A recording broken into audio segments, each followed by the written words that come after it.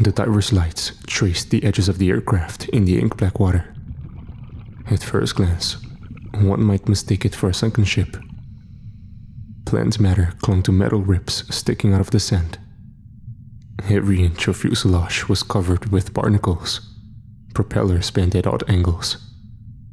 The diver passed his light over the shattered canopy, gaping wide like the mouth of a frozen whale.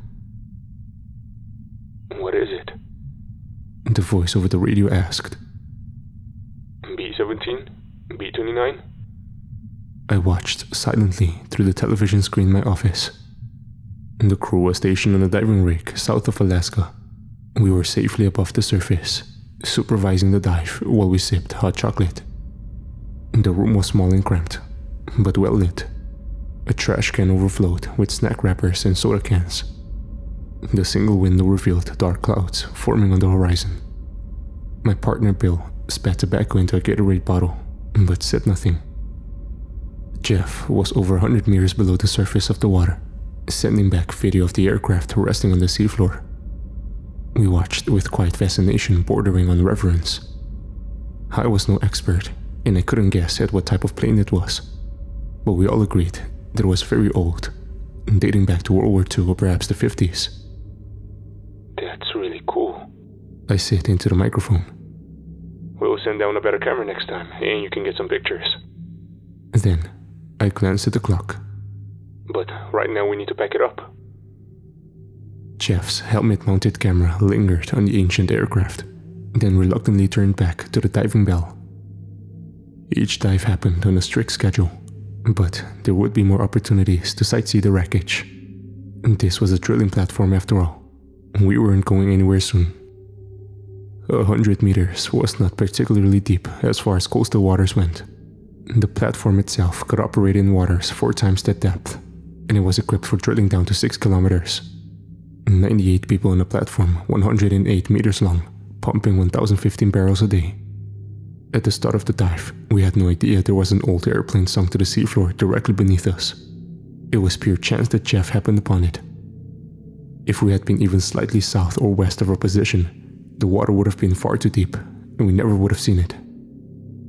"We need to call National Geographic," Bill said with a grin. "Maybe," I replied. Truth was, I had no idea how or to whom we were supposed to report a 70-year-old airplane crash. Assuming it wasn't already known by the authorities. Assuming anyone cared. I suspected someone out there did. A couple of years ago, I knew a chaplain who did personnel recovery. He was part of some organization that would go looking for old airplane crashes on mountaintops and stuff. Like the really isolated, out-of-the-way places. Accounting for the remains was a pretty big deal. It would have to be really out of the way if nobody found it since the war. Yeah, I agreed. Like this. It was very cool, but it wasn't the job. The job was underwater, saturation diving, welding and maintenance. Our divers couldn't just jump off the side of a boat. This was deep diving. And I mean deep. I suppose I should take a moment to explain. I was a life support tech on the dive mission, monitoring Jeff and his partner Harry. These were 2 of the bravest, craziest, most well-compensated men I had ever met. Their job was saturation diving, a profession so dangerous that there are only about 300 people qualified to do it. As you might expect, it's a job with a high pay, high standards, and few applicants. Their task was to perform maintenance on the drilling equipment beneath the drilling rig, far beneath the surface of the water. Diving to this depth creates a problem. During a dive, the divers take on extra oxygen and nitrogen in their compressed air tanks. Most of the nitrogen gets absorbed into the body's tissues. As you go deeper, the literal weight of the ocean pushes on you from every direction. This creates pressure so intense that even the oxygen and nitrogen molecules in the body's tissues get compressed. Once the body is saturated with gases, it is impossible for the diver to return to the surface. The compressed gases re-expand inside the body, creating bubbles. This condition is commonly called the bends. You may have heard of it. The symptoms include excruciating pain, confusion, paralysis, and sometimes even death. It is reputedly one of the most painful things a human can experience. Right now, Jeff was experiencing 9 atmospheres of pressure, 9 times what we are accustomed to on the surface. Imagine you inflated a rubber balloon until it was completely full, and then kept adding more. What do you think happens to a balloon overinflated with 9 times too much air? Yeah, it's not cool. To combat this condition, the diver must return to the surface slowly and allow their body enough time to match the surface pressure. And I do mean slowly, very slowly. At 100 meters depth, the diver will require 50 hours to return to normal pressure. This, of course, is completely impractical. Our solution to this was the pressurized diving bell. This was an apparatus shaped a bit like a giant soda can, a steel capsule just big enough to hold 2 divers and their equipment. The idea was that the divers would enter the bell and be transferred safely to a pressurized capsule on the surface, where they could take their time decompressing inside a specialized compression chamber. Most often, they just lived in the chamber for weeks on end, going on repeated dives and decompressing only when the mission was complete.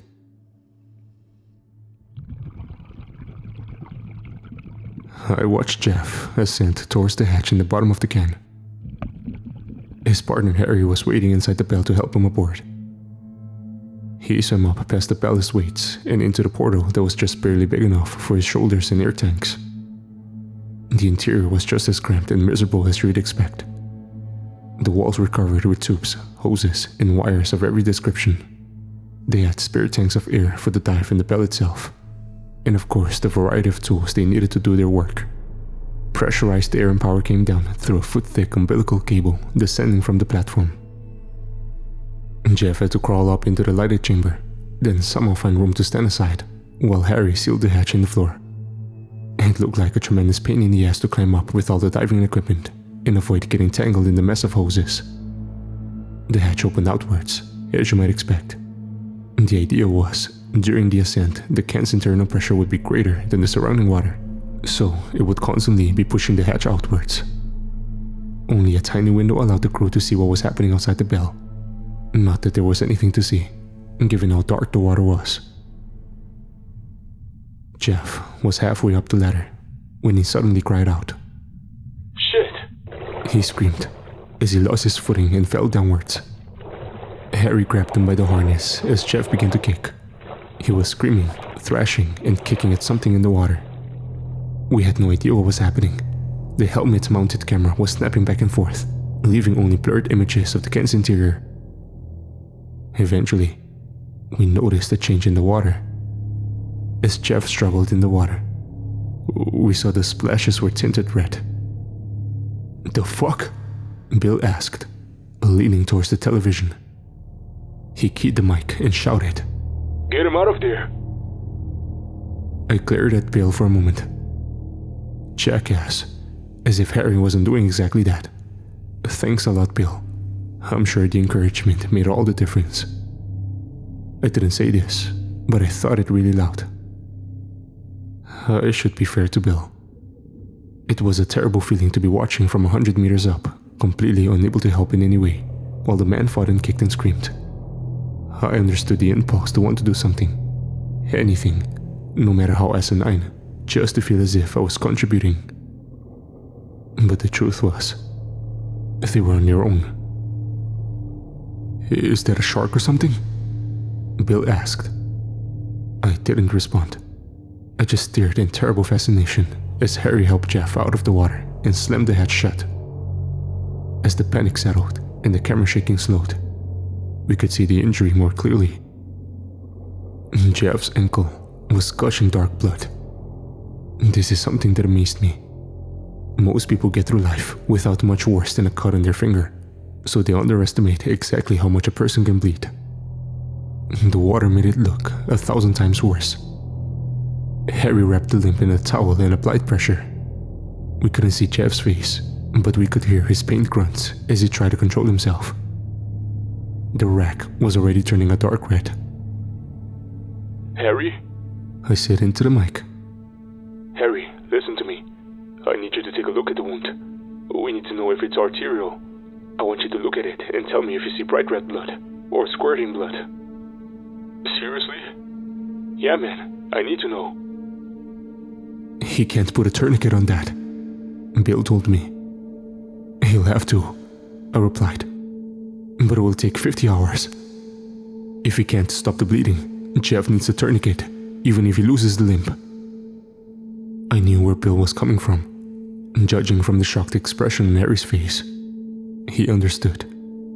If Jeff needed emergency surgery, there was nothing we could do.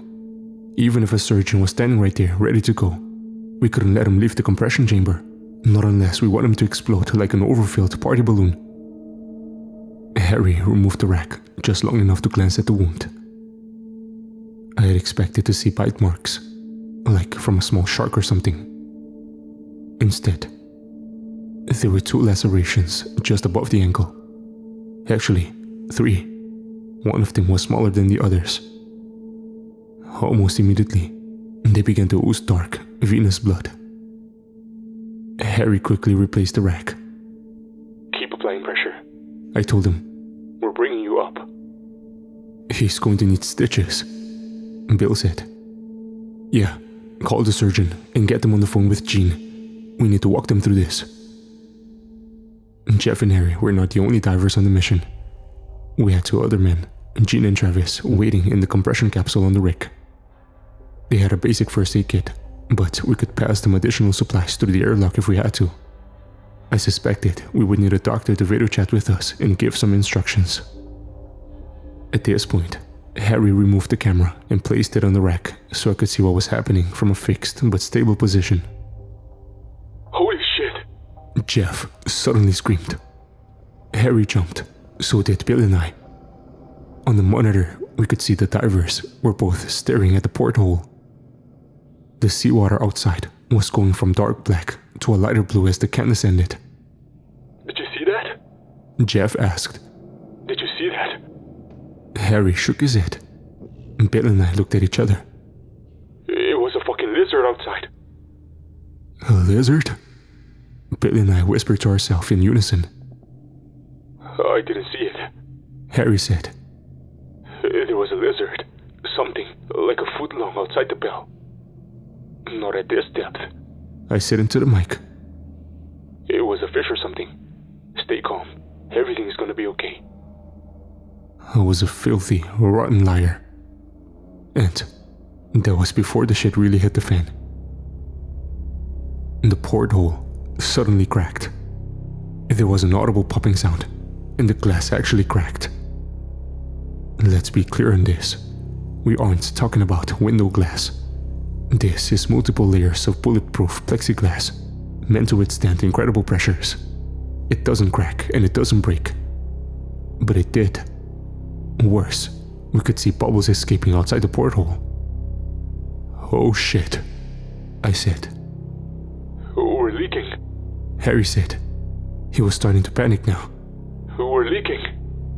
A leak in an overpressurized can is a big problem, but not for the reasons you might think. Water wasn't coming into the can. It couldn't, as the diving bell ascended. The pressure inside the can was so much greater than the pressure outside that it was literally impossible for water to slip in through the cracks. Instead, they were venting their precious air into the ocean. That meant they were losing pressure. Decompression sickness would follow next. Calm down, I said into the mic, even though my voice was in no way calm. Harry, make Jeff hold the wound.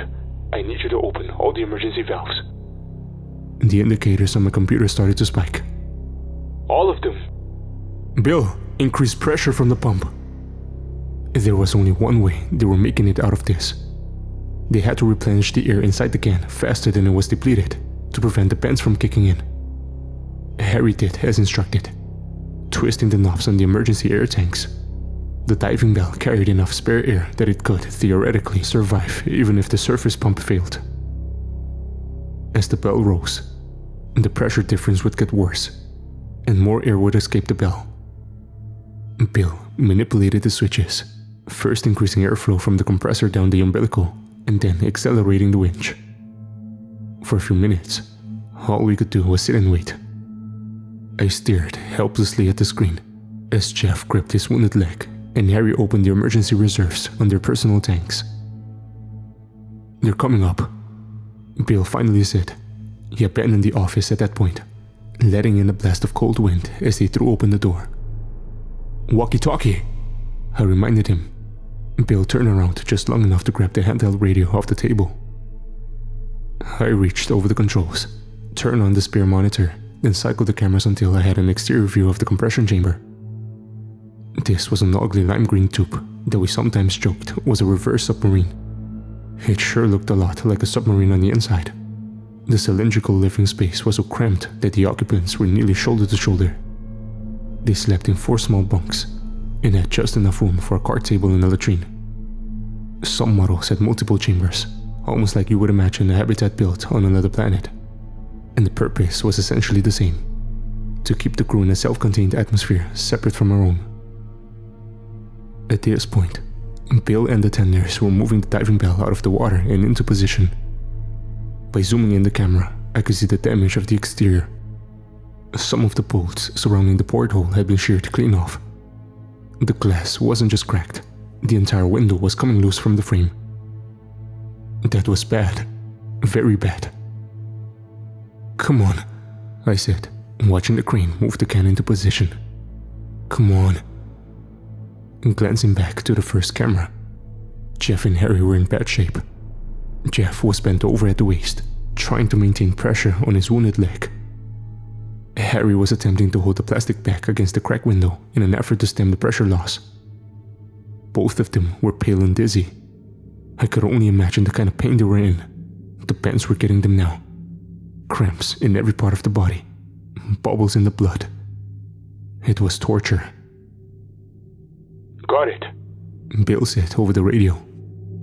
The can was now mated with the capsule's airlock. I watched the cameras as the interior hatch flung open and the 2 divers met with instant relief. The moment they returned to the full 9 atmospheres and took a few deep breaths, the gas resaturated and their bodies recompressed.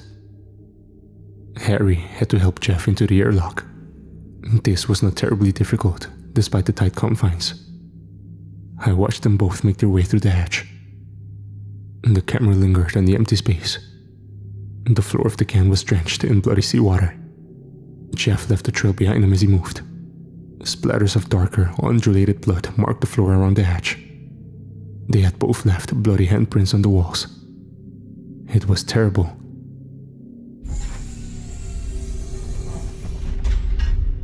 The airlock hatch closed.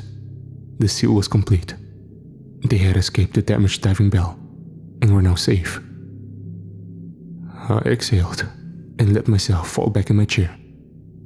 I had not realized how tightly I had been clenching my jaw until I finally let it relax. "Are we good?"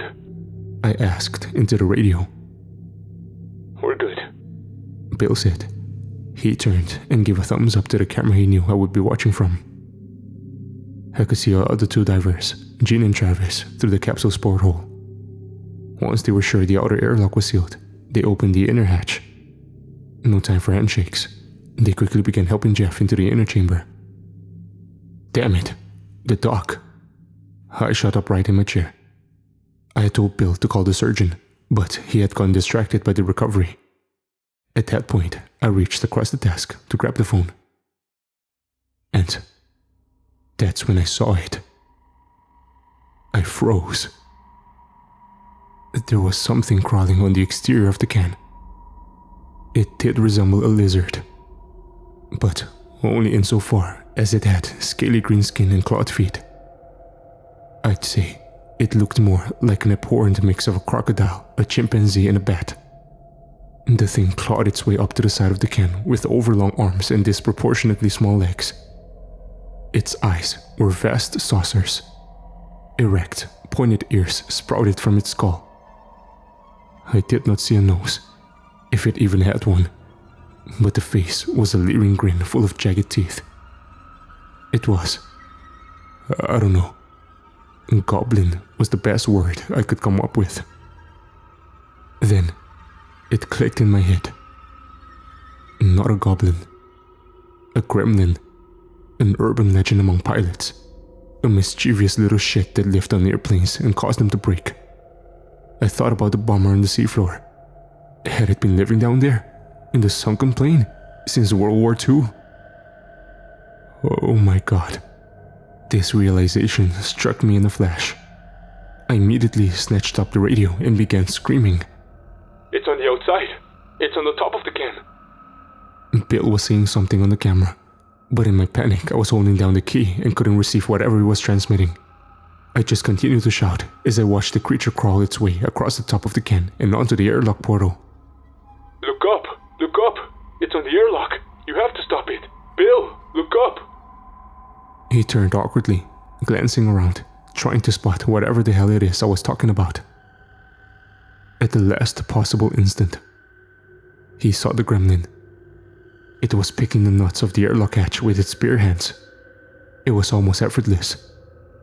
Bill was caught in a moment of paralyzing shock. He dropped the radio and clutched his scalp. Even through the walls, I could hear him scream, "No!"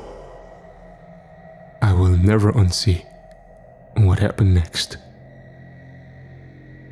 The airlock hatch cracked open fractionally as the bolts and weld failed. The result was instantaneous and explosive. 9 atmospheres of pressure attempted to escape the breach in the space of a second. The 4 men moving through the airlock exploded. They literally exploded.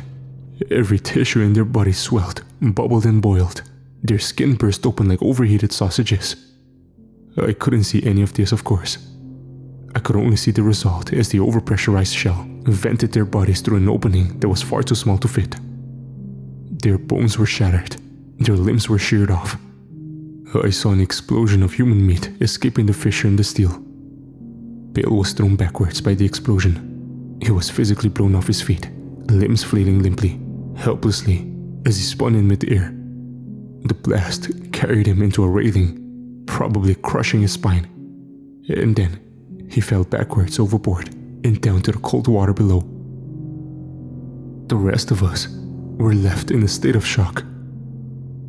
For a long time, all I could do was stare at the carnage. The other tenders were picking themselves up off the deck. One by one, they checked themselves, gathered their wits, and then froze when they saw the wreckage. The airlock hatch was split half open. The gap was now maybe 4 inches wide. Emerging from this gap was a wedge-shaped splatter of blood and human body parts. I imagined the pattern a spray can would make if you agitated a giant can full of human paste. I won't go into the rest. Our divers are all dead. Some of the tenders are hurt. Bill was fished out of the water, also dead. Rescue helicopters arrived promptly, but they had little to offer.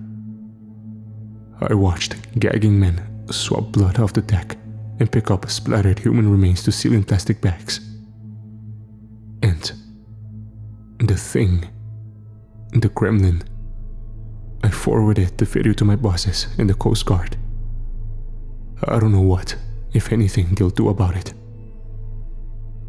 I've been staring at the screens for days now, barely sleeping, barely eating, just watching, waiting for a glimpse of its lizard-scale hide or over-wide eyes, because I know it's on the rig. 108 meters of ultra-deep water, dynamically positioned, semi-submersible offshore drilling machinery, untold miles of pipes, screws, valves, wires, pumps, and a million other things for it to break. 98 souls on board. Last 5 now. And the oil. Oh Jesus. The oil. We drill 1,015 barrels per day.